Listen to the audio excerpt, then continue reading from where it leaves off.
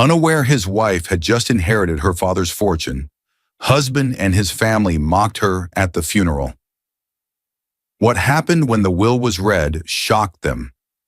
He didn't just mock her, he humiliated her at her lowest moment, right beside her father's coffin, in front of every guest, while his mother whispered poison into his ear, and the woman he secretly spent nights with stood behind him, smiling. A few days after losing the only person who ever truly protected her, Emily Carter walked into the funeral hall, her grief still raw, her father's final warning still echoing in her heart. Do not trust them, Emily. She hadn't understood what he meant then, but she was about to. Adam stood with his family in a tight circle, their laughter barely disguised. They looked at her with the same cold eyes they'd used for years, eyes that judged, eyes that wanted control, eyes that believed she was nothing now that her father was gone. She looks pathetic, his sister whispered. Her father probably left her nothing, his mother added. Emily heard every word, but she said nothing.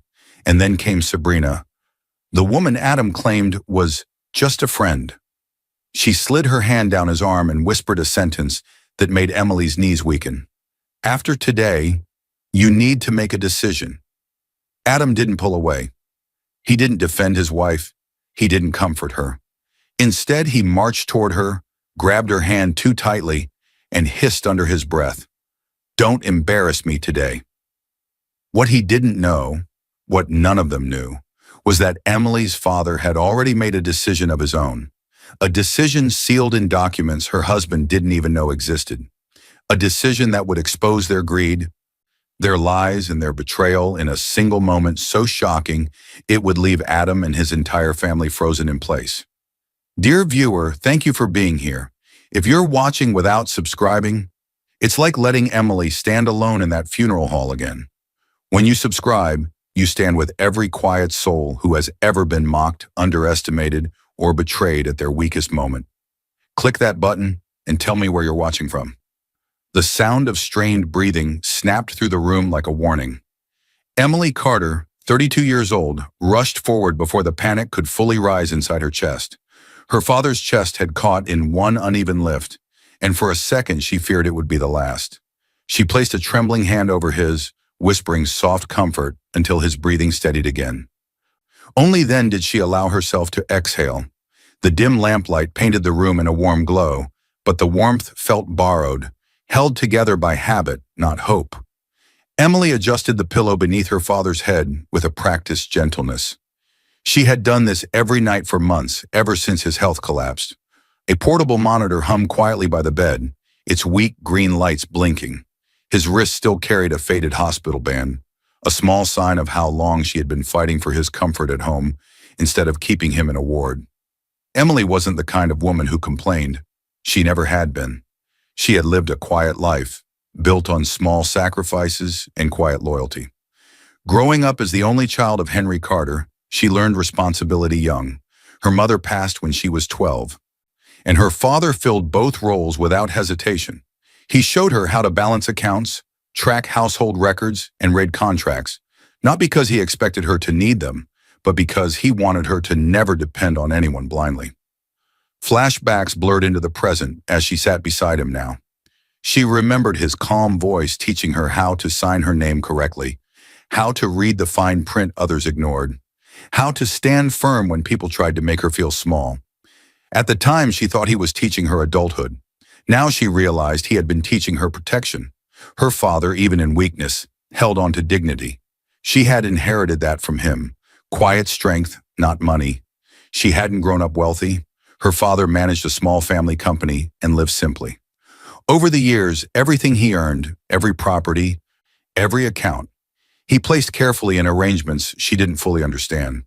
When she'd asked, he would smile and say, "You'll understand it when you need to." He never bragged, never boasted, but now she suspected he was preparing something he wanted her to know, something he had guarded fiercely. Tonight she read him an old letter she wrote when she was 16.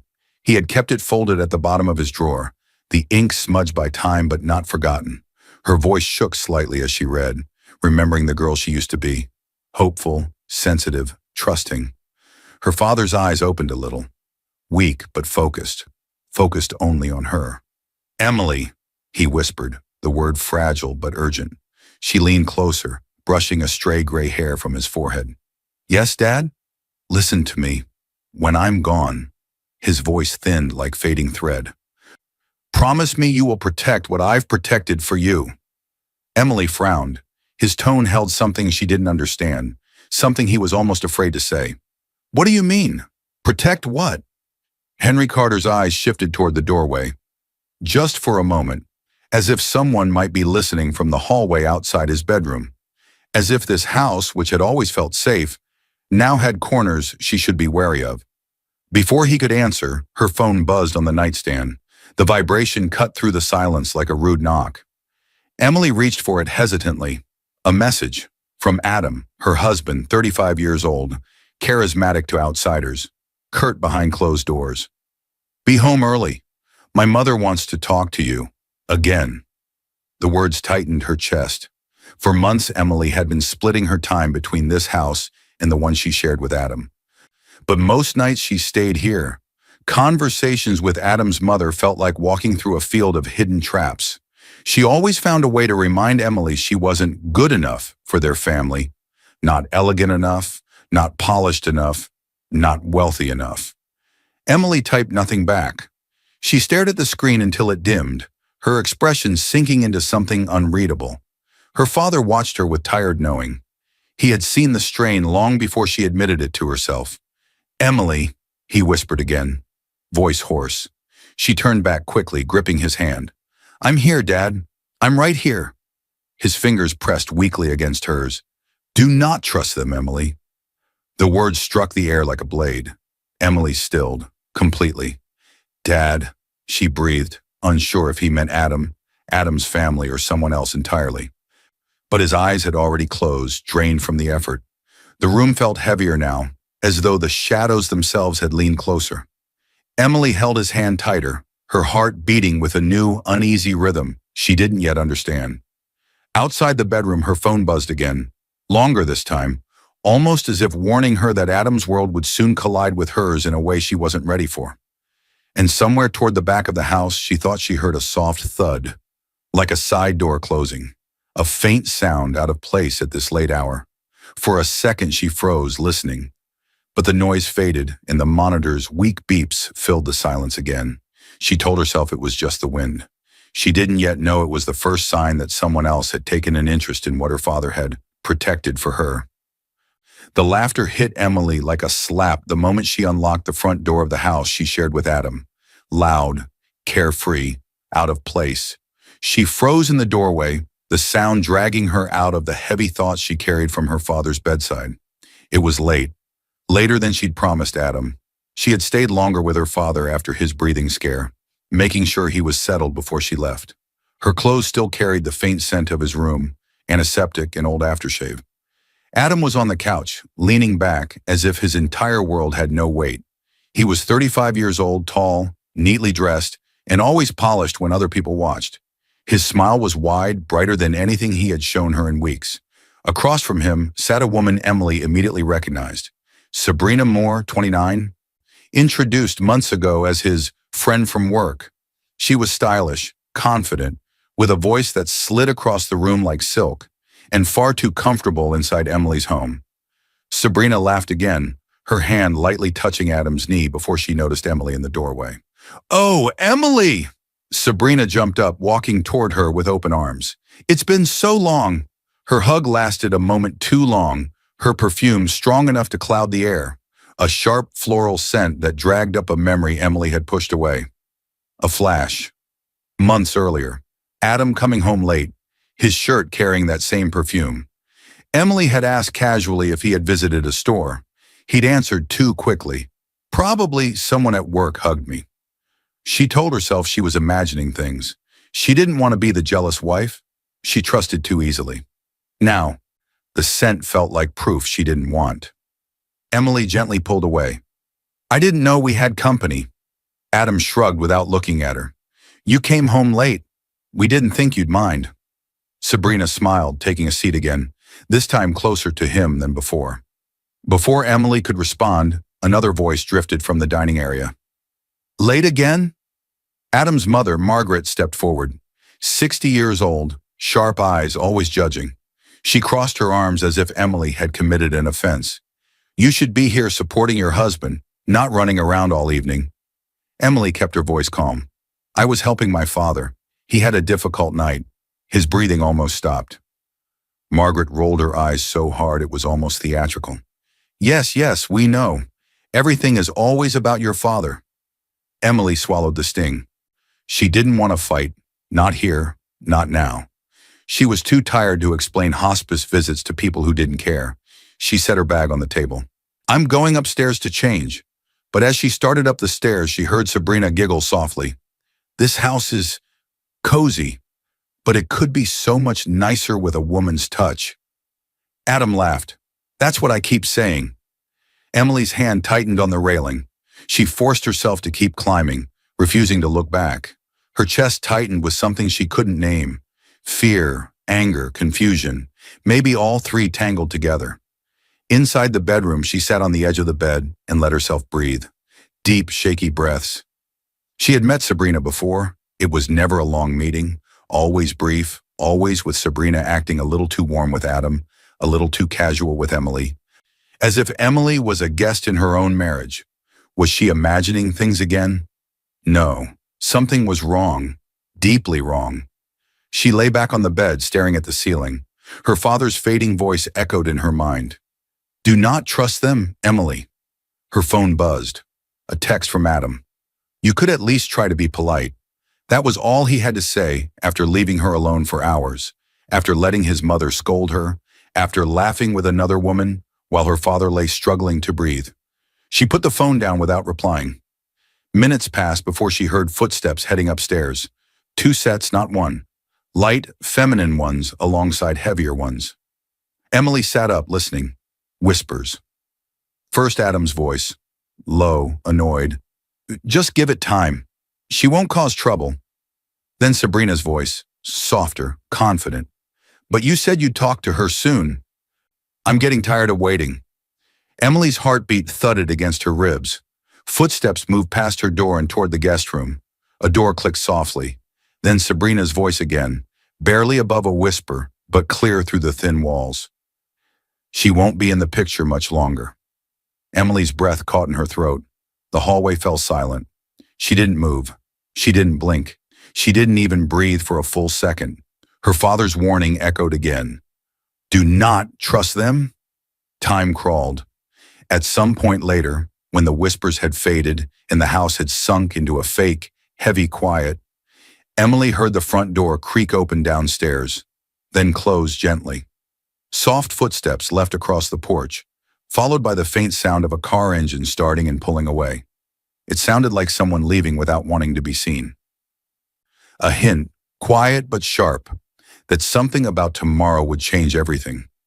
Emily stared at the ceiling through the darkness, torn between going back to her father's side immediately and collapsing from exhaustion.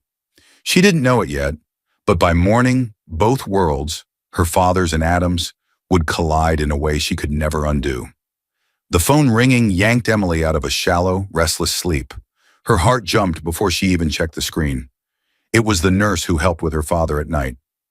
"Emily, I'm sorry to wake you," the woman said gently. "His breathing is getting worse. I think you should come now."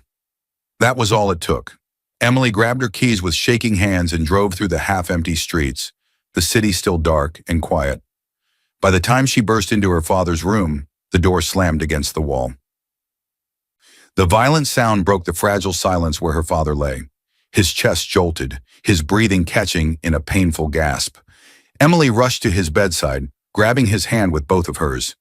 "Dad, I'm here, she whispered urgently, fighting panic. His eyelids fluttered, struggling to open. Henry Carter, 67 years old, once strong and sharp-minded, now looked as fragile as the thin sheets covering him. The medical monitor beside him beeped irregularly, each sound a reminder that time was slipping faster than she could hold on to. Emily lowered her face close to his so he could see her clearly. "I'm not leaving you tonight," she said, voice cracking. The intensity in the room slowly softened into something quieter, something heavier. Emily sat down, adjusting his blanket, brushing sweat from his forehead. She knew every movement now, every sign of discomfort, every shift of breath. Caring for him had become her whole world these past months. Anytime she tried to spend longer at Adam's house, guilt dragged her back here. A tear rolled down her cheek. She wiped it away quickly. She didn't want him to see her break. He blinked slowly, his eyes holding a silent apology. Apology for leaving her too soon. Emily. His voice was thin, almost lost. I'm right here, Dad, she whispered. His breathing steadied slightly, enough for him to study her face, enough for a flicker of memory to spark in both of them. Without warning, the room began to fill with echoing flashes, their shared past rising like soft waves.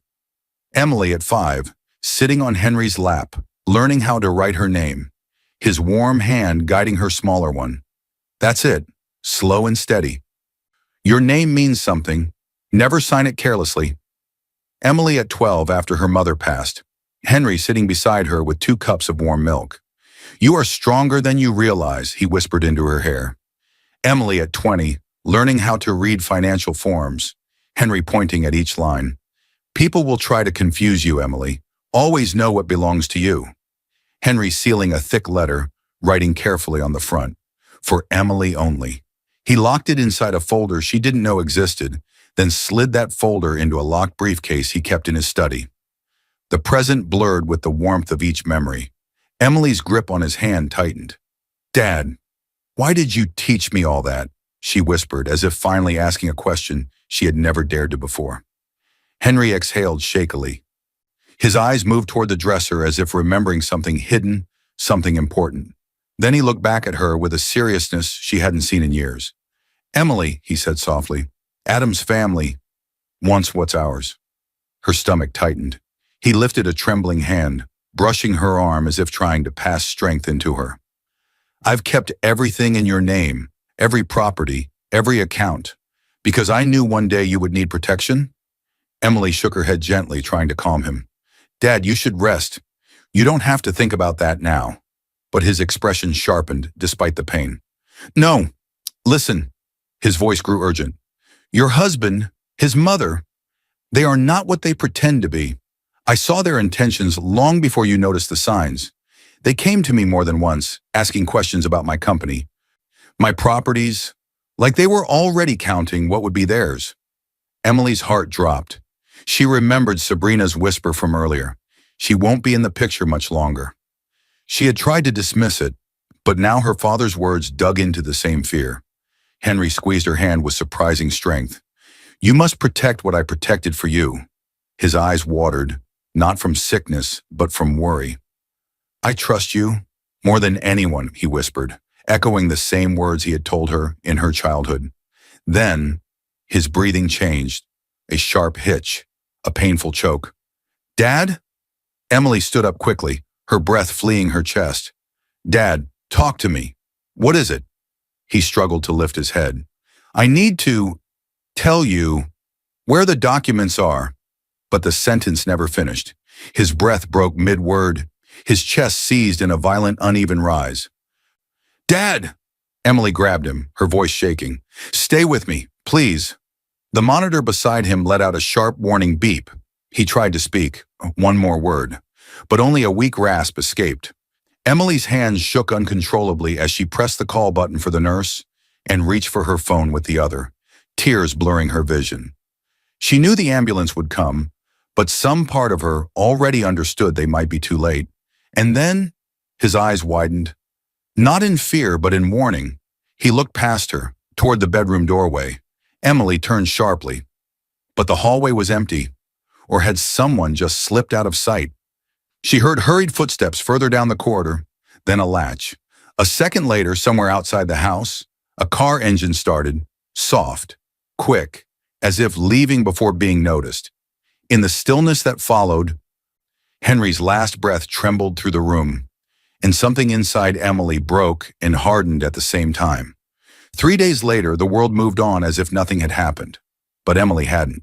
She barely stepped into the funeral hall before it hit her. A wave of harsh whispers that sliced through the air like sharp glass. It wasn't grief. It wasn't sympathy. It was judgment. Dozens of eyes followed her, tracing her steps as if she were a stranger walking into the wrong room. The air felt dense, heavy with unspoken opinions. Her father's portrait stood at the front, framed, gentle, proud, but the warmth she once felt around him didn't reach her here. The intensity of the moment forced her still. She gripped the edge of a chair to keep herself standing. Then she saw them. Adam and his family. Grouped in a corner like a cluster of polished statues, smirking, whispering, watching her instead of honoring her father. Adam, 35 years old, looked freshly pressed in his black suit, like he was attending an important business event. His mother, Margaret, sat beside him with her usual cold expression. Adam's younger sister, Chloe, was there too, chewing gum with little respect. And leaning slightly behind Adam, as if she had every right to stand there, was Sabrina, the woman who was supposedly just a friend from work. Emily's stomach twisted. The whispers weren't truly quiet. They were the kind of low voices people used when they wanted to be heard, but still pretend they were being discreet. "She looks pathetic," Chloe said, loud enough for two nearby guests to glance over. Margaret added, "Her father probably left her nothing anyway." That man never had real money. Adam didn't stop them. He didn't defend her. Instead, he smirked, like he enjoyed the show, like he had already decided how this day would end. Emily tried to breathe. She tried to focus on her father's photo, his gentle smile, the one that always told her she wasn't alone. But the voices kept pulling her back into the storm. "Adam deserves someone who isn't a burden," Margaret said, lifting her chin. "Someone like—" Her eyes flicked to Sabrina. She leaned in toward Adam's ear and murmured, "You could do so much better than her." Her voice, low and poisonous, meant only for him. Emily's chest tightened painfully. She looked at Adam. He didn't even look ashamed. He seemed entertained. Sabrina stepped closer to him, touching his arm as if the entire room wasn't watching. Her fingertips slid down his sleeve in a slow movement, too familiar to be innocent. She leaned in toward his ear. "After the funeral," she whispered, "you need to make a decision." Emily's heart throbbed painfully in her chest. It wasn't just the touch. It wasn't just the whisper. It was the perfume. That same sharply sweet scent she found on Adam's jacket months ago. That same smile she noticed when he came home late. That same voice she heard barely contained in the hallway 2 nights before her father died. Everything clicked. All the moments she brushed off, all the doubts she pushed down, they collided into a truth she could no longer hide from. Her knees weakened, the world around her blurred. She steadied herself on the side of a wooden pew as memories hit her like quiet lightning. Adam coming home late. Sabrina brushing lint off his shirt with gentle hands. Adam laughing in the living room with her, while Emily stood at the doorway, invisible. Sabrina's whisper upstairs. She won't be in the picture much longer. Her father's last warning. Adam's family wants what's ours. Emily swallowed hard, forcing the tears back. She would not fall apart here. Not in front of them. Not in front of people waiting for her to crumble. She walked to the front where her father's portrait stood. She touched the frame lightly, whispering inside her heart, "I'm sorry you have to see me like this." For a brief moment, the room quieted. A soft memory settled over her. The nights she sat with her father, reading, talking, listening. His voice echoed gently in her mind. "Strength isn't loud, Emily. It's steady." She exhaled slowly. Then footsteps approached behind her, heavy, impatient ones. Adam grabbed her hand, not gently, not lovingly. His grip was rough, as if he owned her skin, her choices, her grief. He leaned close, his voice low and sharp. "Don't embarrass me today." His words crashed into her like a cold wave. Embarrass him? This was her father's funeral. The man who raised her alone. The man who protected her his whole life. And Adam wanted her to behave? Emily pulled her hand slightly, trying to free herself, but Adam tightened his grip until her fingers ached. Her father's warning whispered through her memory like a ghost. "Do not trust them, Emily." She tried again to pull away, but Adam's fingers only pressed harder. His mother glanced over with thinly veiled annoyance. Sabrina watched with quiet satisfaction, like a spectator who already knew how the scene should end. And then, a sudden hush fell over the room. Someone new had entered the hall. Emily turned slightly, her breath catching when she recognized the dark suit and the solemn expression. Her father's lawyer. He walked toward her slowly, carrying a sealed folder under his arm. And his eyes were locked on Emily, as if he knew something the others didn't, like he was carrying the message her father never got to finish, a message that would break everything open. Emily shut the bedroom door behind her with force, her breath unsteady, her hands trembling so badly she had to grip the dresser to stay upright. The humiliation from the funeral still burned inside her. Adam's cruel grip, Sabrina's whisper, Margaret's smirk, all stacked on top of her grief like weights crushing her chest. She had come straight back to her father's house after the funeral, claiming she needed to sort his things. Adam hadn't argued. He was too busy speaking in low tones with his mother and Sabrina near the lawyer. The moment she stepped into her father's room, the noise of the hall felt miles away. But something else burned too. Her father's warning. Do not trust them, Emily. The intensity of his voice, so weak and yet so urgent, echoed in her mind until it drowned out every other thought. She forced herself to move, to breathe, to do anything except fall apart. She crossed the room, heading toward the wooden chair beside her father's bed. She sank onto it slowly, letting the stillness of the room wrap around her like a cold blanket. Everything in this room held her father's presence, the faint scent of his aftershave, the stack of books he never got to finish, the small frame photo of her mother on the table, the briefcase in the corner that she remembered from childhood but had never seen open. Emily brushed her hand across the quilt, remembering the calm nights she spent here reading to him, talking about old memories, laughing through pain. But now she felt something different, something she had felt growing since the funeral began.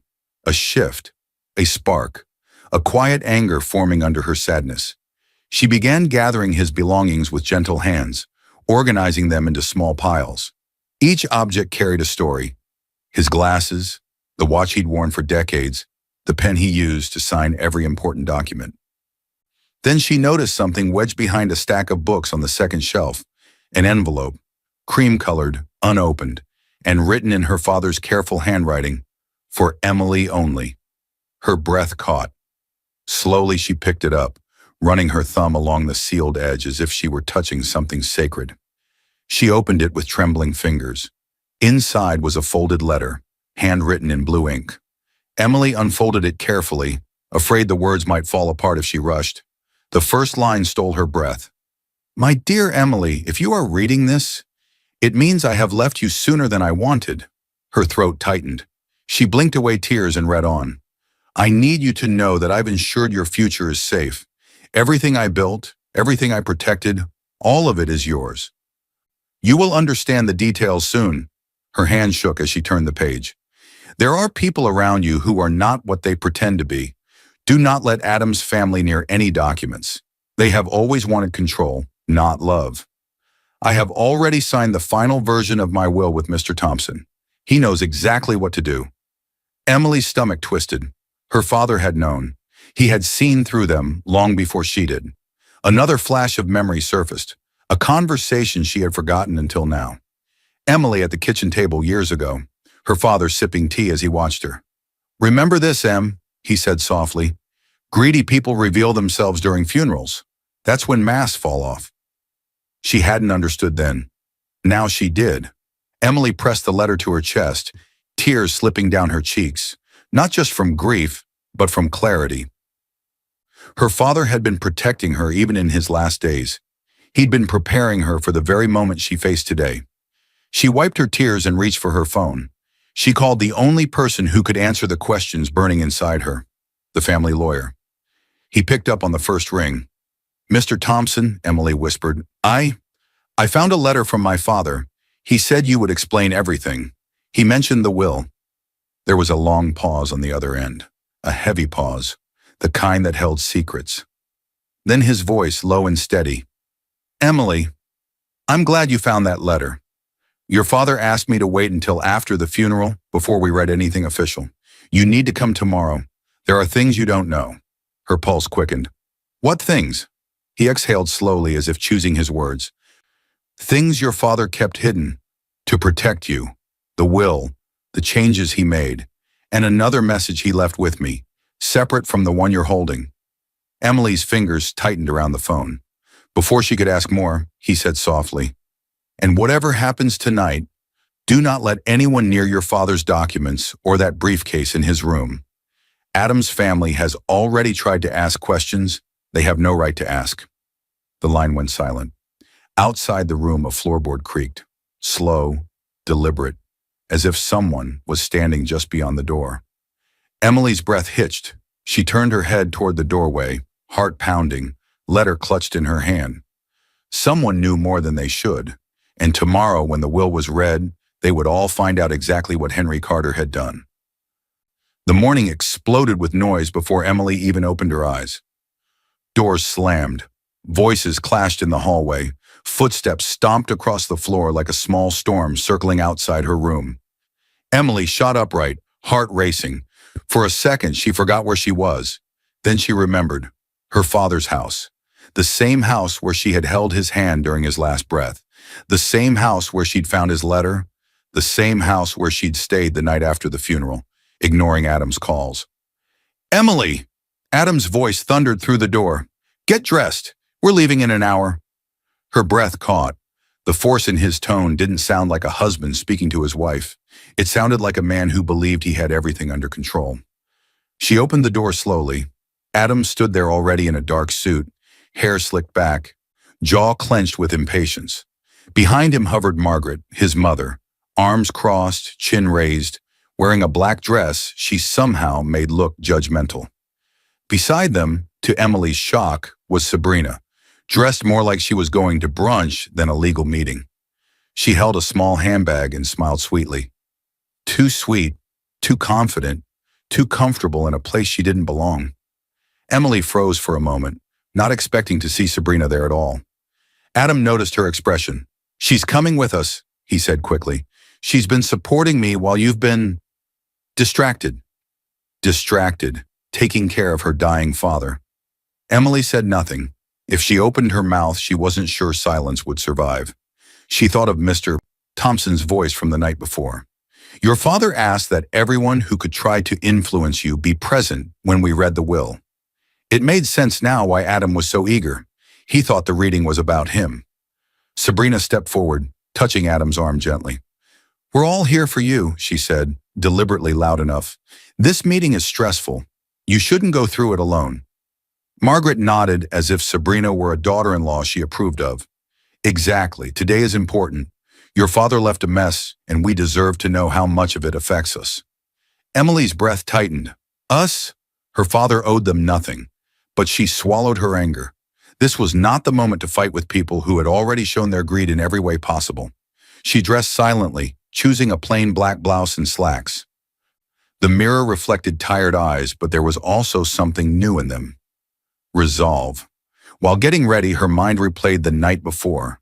The letter she'd read, the line that said, "Everything I built. All of it is yours," and the calm, practical tone in which Mr. Thompson told her they would meet today. On his advice, she had also spoken briefly with another lawyer in his firm.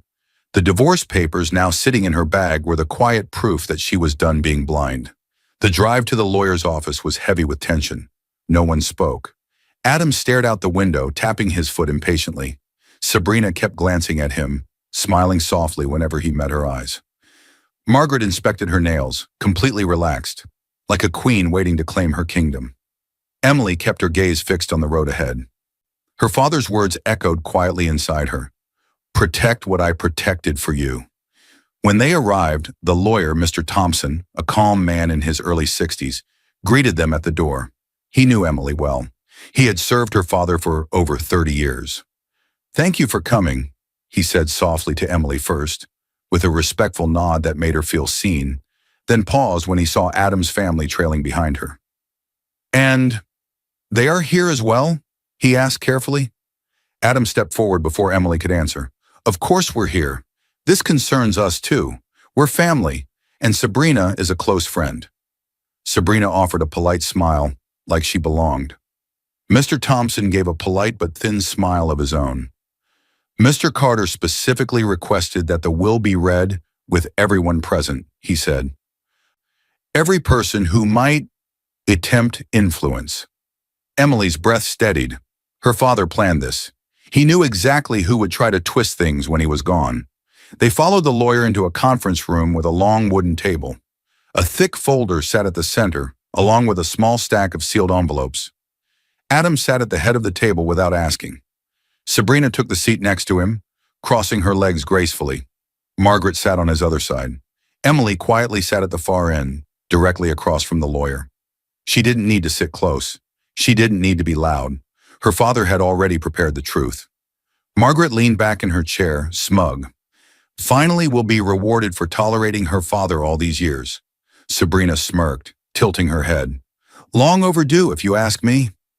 Emily's jaw tightened, but she kept her face calm. She rested her hand lightly on her bag, feeling the folded weight of the divorce papers inside.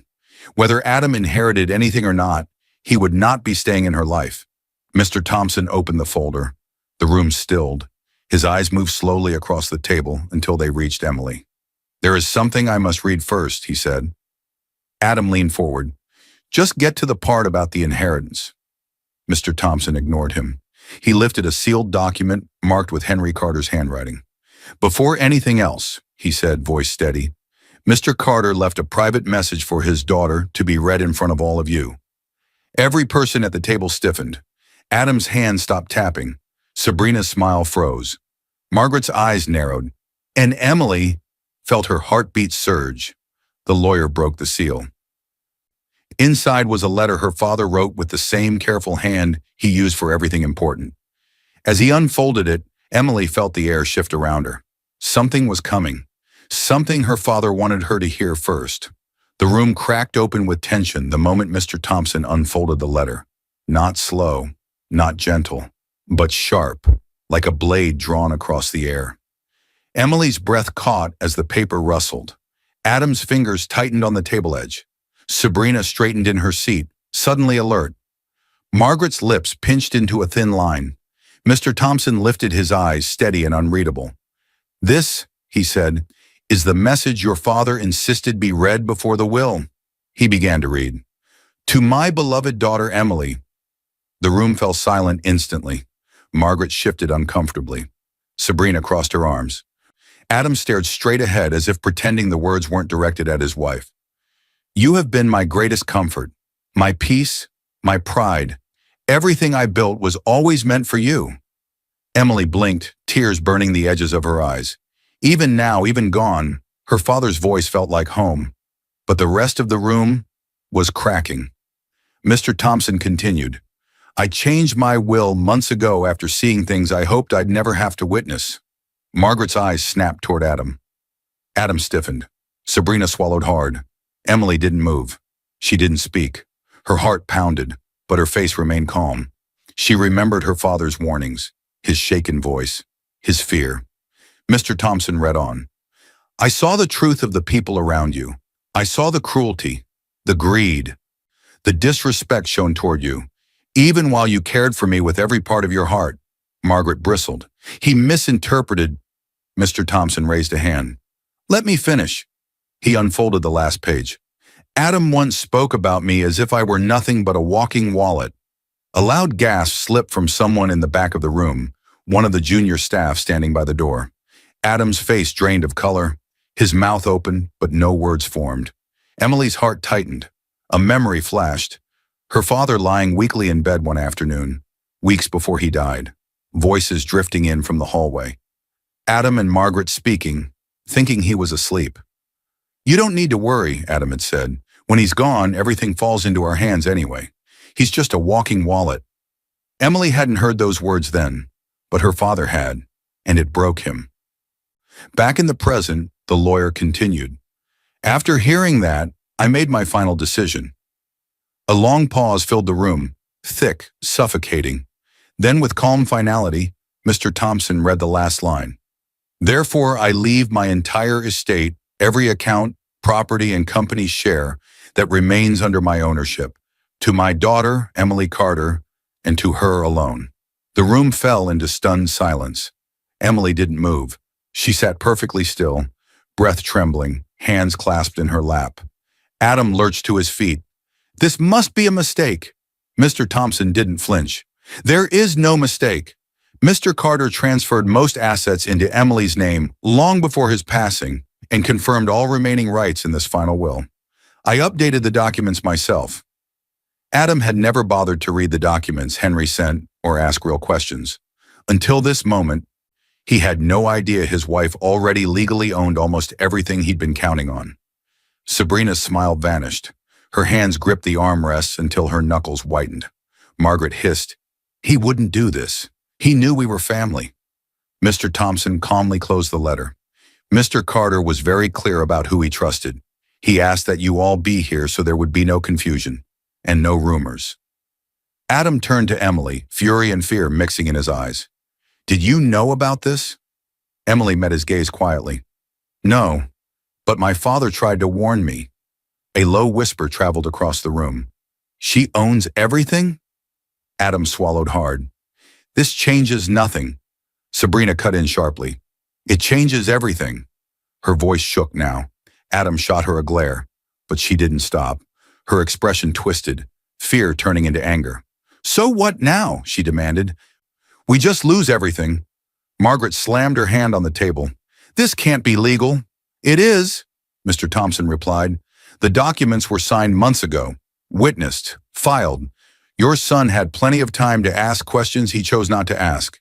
Adam's breath turned quick and shallow. For the first time, he looked truly afraid. Emily watched him quietly, and in that moment, something inside her settled. Something strong, something her father always believed she had. Mr. Thompson continued speaking about legal procedures, final expenses, transfer dates, but Emily didn't hear most of it. Her focus sharpened to one cold, steady line of thought. Adam used her. His family mocked her. Sabrina stood beside him like a woman claiming territory that wasn't hers. And her father, her only protector, had been right all along. Adam leaned closer, voice low enough only she could hear. "You know I need this," he whispered harshly. "Don't ruin my life."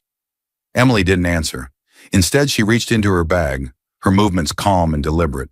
She pulled out a white envelope, thin, crisp, marked with her attorney's letterhead.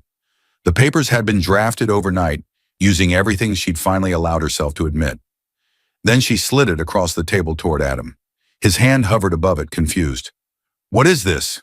he asked. Emily looked at him with quiet strength. "Read it." He opened it. His eyes widened. Divorce papers. Silence crashed over the room like a tidal wave. Sabrina's jaw dropped open. Margaret gasped sharply. Adam's fingers trembled. Emily stood slowly, and before leaving the room, she said softly, "I won't be used anymore." The room froze. But as she stepped into the hallway, she heard something, a quiet voice behind her. Mr. Thompson, calm, certain. "Emily," he called gently, "there's still one more document your father left for you. We'll discuss it when you're ready." Something shifted in the air. A hint of an even bigger truth waiting just ahead. Emily barely made it 3 steps down the hallway before she heard the thunder of footsteps racing after her. "Emily, wait!" Adam's voice cracked with panic, something she hadn't heard from him in years. He grabbed her wrist, breathless, desperate, completely stripped of the confidence he showed minutes ago. But Emily didn't flinch. She turned slowly, her eyes calm, steady, almost cold. "We can fix this," Adam said, his voice shaking. "You don't have to do this. We can figure things out. I just need time." Emily looked at him with a softness that wasn't affection. It was pity. "Fix what, Adam?" she asked quietly. "Who were you planning to fix things with last night? Me or Sabrina?" His jaw dropped, his face drained of color, caught. For a moment, silence stretched between them, heavy, undeniable. Adam stuttered, I don't know what you think you heard." Emily stepped closer until her eyes were inches from his. Her voice was a whisper, but every word cut clean. "I heard enough." His grip loosened. Panic flickered across his face, raw and real, like a man watching the life he built crumble beneath him. Before he could speak again, a sharp ringtone echoed down the hallway. Sabrina. She appeared from the conference room doorway, phone already in her hand. Her expression was irritated, not devastated. She answered without glancing at Adam. Her voice softened instantly. "Oh, it's you. Hi."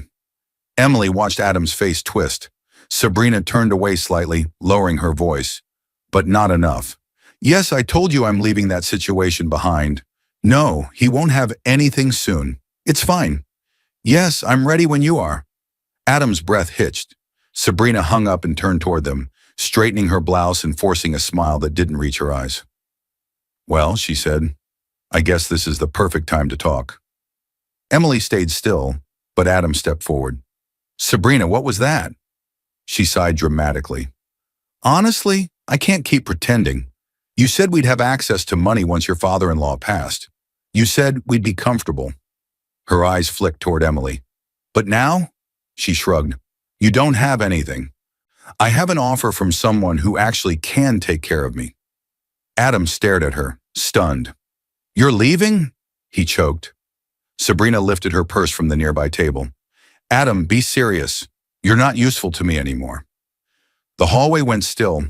Emily didn't move. She didn't need to. Every truth she had quietly suspected was breaking open without her lifting a finger. Sabrina walked past Adam as if he were a stranger, heels clicking sharply, each step another wound. At the doorway, she paused just long enough to add, "Next time, don't promise things you can't deliver." And then she left. Adam collapsed back against the wall, hands on his head, breathing hard. He looked destroyed by greed, by betrayal, by the mess he created. Emily watched him, her face unreadable. This was not victory. This was truth. Margaret's voice shattered the silence. "Adam, what have you done?" She stormed down the hallway, eyes blazing, her elegant posture replaced with fury. "You idiot," she hissed. "You let everything slip through your fingers. This should have been ours, everything. We tolerated her father for years because we thought—" Emily stared at her. Margaret froze. The words hung in the air like poison. We tolerated her father. The truth, the greed, the arrogance. It was all out now, without Emily pushing for a single confession. Margaret grabbed Adam's arm, shaking him. "Fix this! Fix it!" Adam looked broken, eyes red, voice cracked. "I tried, but she won't help us." Margaret turned to Emily with sudden desperation. "Emily, please, think of the family." Emily's voice cut through her pleading. "I did, for years." Margaret faltered. Before the argument could continue, Mr. Thompson approached from the conference room. Calm, steady. "Mr. Carter," he said to Adam, "your father-in-law made very clear legal arrangements before his passing." Adam stood up straighter, fire returning to his eyes. "I still have rights." Mr. Thompson's expression didn't change. "No," he said gently but firmly. "You have no legal claim to Mr. Carter's estate. Everything was transferred to Emily lawfully, and the will confirms it." The hallway fell silent. Adam stared, helpless, shaking, disbelieving. Emily stepped back, her breath slow, steady. Mr. Thompson turned to her. "For now," he said quietly, "let's focus on settling your father's affairs. The divorce and any further action will be handled in court." Emily nodded. Her world was shifting, but for the first time, it was shifting in her favor. Later, as she waited near the office entrance for a taxi, her mind drifted back to her father's room, the briefcase he kept, the way he had once rested his hand on it and said, "If anything ever happens to me, this holds the rest."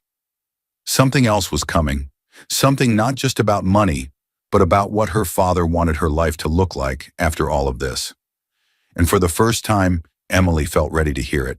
The judge's gavel slammed down so hard the sound shot through the courtroom like a gun going off. "Order!" Everyone in the room jumped except Emily. She didn't flinch. She sat perfectly still at her table, hands folded, eyes calm, waiting for the final blow of truth. Weeks had passed since the will reading. Adam had refused to accept the outcome quietly. He challenged parts of the will, tried to delay the asset transfers, and dragged the divorce into court, still hoping he could claw something back. Now here they were. Adam, sitting at the opposite table, looked nothing like the proud man he once pretended to be. His suit was wrinkled, his face pale, his hands trembling. Margaret sat behind him with a frozen expression of disbelief. Their world was collapsing, and the courtroom felt like the only place left where the truth still mattered. Mr. Thompson, her father's lawyer, stood tall and ready beside Emily's divorce attorney.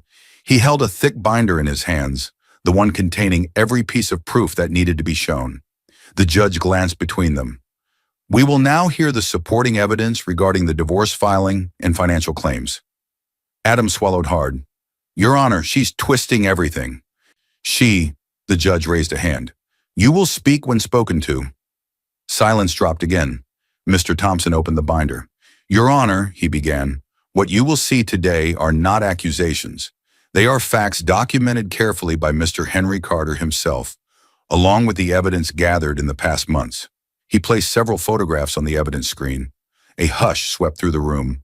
Photos of Adam with Sabrina, hands intertwined, kisses exchanged, late-night meetings in parking lots, dates stamped in the corners, photographs taken well before Henry passed away, while Emily was busy taking care of her sick father.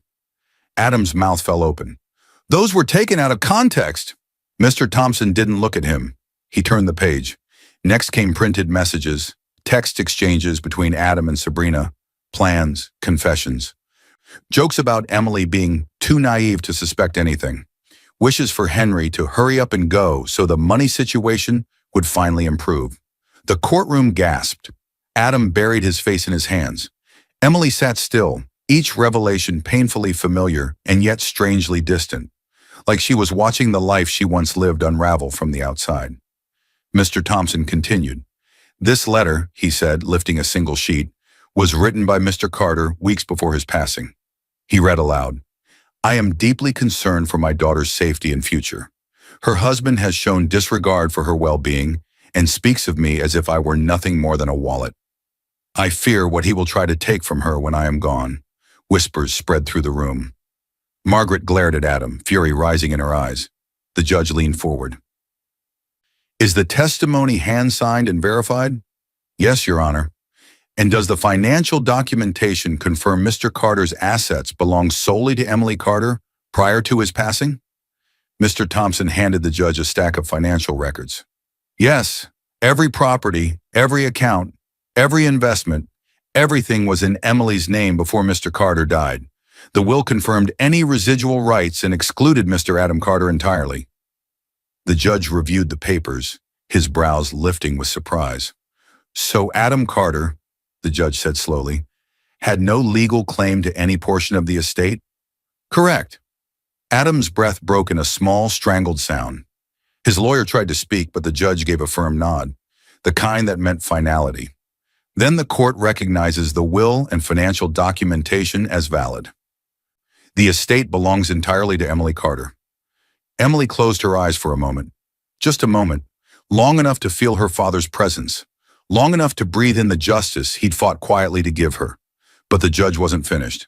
"As for the divorce proceedings," he said, lifting the file, "based on the overwhelming evidence of infidelity, manipulation, and intent to exploit Mrs. Carter for financial gain," he stamped the papers with a firm, echoing thud. "The divorce is hereby granted." A sound escaped Adam, half sob, half plea. Emily opened her eyes. Everything was finally over. Mr. Thompson placed a gentle hand on her shoulder before stepping back. She nodded in gratitude, her heart steady now. She had stood through grief, betrayal, humiliation, and survived. People in the room whispered, "She didn't deserve that.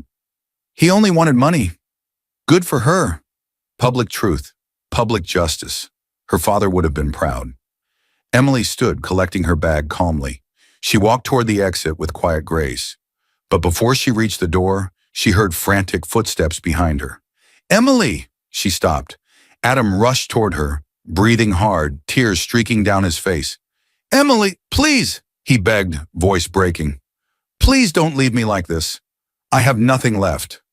She turned slowly, her expression unreadable. His eyes were desperate, wild, searching for the woman he once controlled. But the woman standing before him now was not the same. Not broken, not afraid, not his. Emily stepped forward, her voice soft but unshakable. "You chose this." Adam reached for her arm, but before he could touch her, a firm hand grabbed his wrist. "Mr. Thompson." "Step back," the lawyer said quietly. "You have no rights here. The court has decided." Adam's eyes widened with dread, and from the corner of the room a shadow moved, someone approaching with a document in hand. A new envelope sealed with a crest Emily recognized too well. Her father's company crest. A final truth waited. Something her father had left behind that she hadn't seen yet. The courthouse doors slammed open behind her with a force that made everyone nearby turn. But Emily didn't. She didn't need to look back. She didn't need to see the chaos she left behind. She stepped out into the sunlight, letting the warmth hit her full on the face like a long-awaited breath after years underwater. For the first time in months, maybe years, the world felt still. Her hands, which had been shaking through funerals, confrontations, lies, and courtroom battles, finally relaxed at her sides. Her heartbeat softened. Her shoulders dropped from the weight they carried. She stood there on the courthouse steps, 32 years old, freshly divorced, legally protected, and finally free. Behind her, muffled voices echoed through the thick courthouse doors, angry ones, panicked ones, voices that used to control her, belittle her, shame her. Not anymore. Emily closed her eyes, and in the quiet of her mind, a memory rose, soft, warm, and steady. Her father's voice. "Strength isn't loud, Emily. It's quiet, steady, and undeniable." Her lips curled into the smallest smile. He had been right. She didn't need shouting. She didn't need revenge through cruelty.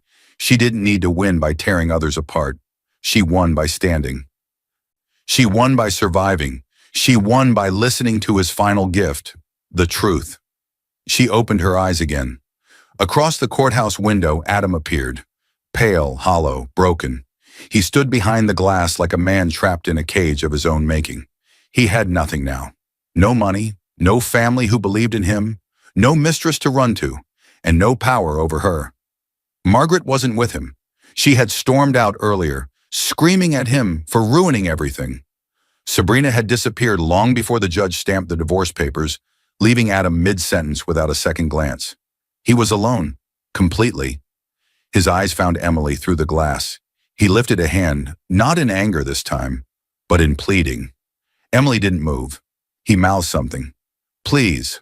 Another plea. One he should have made years ago, when she was still fighting for their marriage, still trying to keep them together, still believing in him. But now, she simply watched him in silence. She had already given him enough. Emily turned away, her hair catching the sunlight like a soft halo. Her steps were slow, steady, confident, every one of them a goodbye to the girl who once lived for someone else's approval. Halfway down the steps, a gentle breeze brushed across her face, carrying with it a familiar warmth, almost like a hand she once held. Her father's voice whispered through her memory, "My daughter, never let cruelty shrink your heart. You were always meant for more." Emily breathed in deeply. Her father was gone. Her marriage was gone. Her fear was gone. But she was still here, stronger, clearer, unshakable. She reached the bottom step and paused. Something inside her shifted. Not fear, not sadness, but acceptance. A new chapter waited, a life her father built for her with love, protection, and trust. Emily walked forward without looking back. Behind her, the courthouse door creaked open again. A familiar voice, Mr. Thompson's, called out softly, "Emily, when you're ready, there's one more thing your father left for you. It arrived today, the documents with his company's crest. It's about your future, not your past." Her steps slowed. One more thing. She turned her head slightly, not enough to look back, just enough to let the possibility sink in. Her story wasn't done yet. Something else waited. Something her father had planned, long before anyone realized it. I hope you enjoyed watching it as much as I enjoyed creating it. Like, share, and comment on the lessons you've learned. Let me know where you're watching from in the comments below. See you in my next video.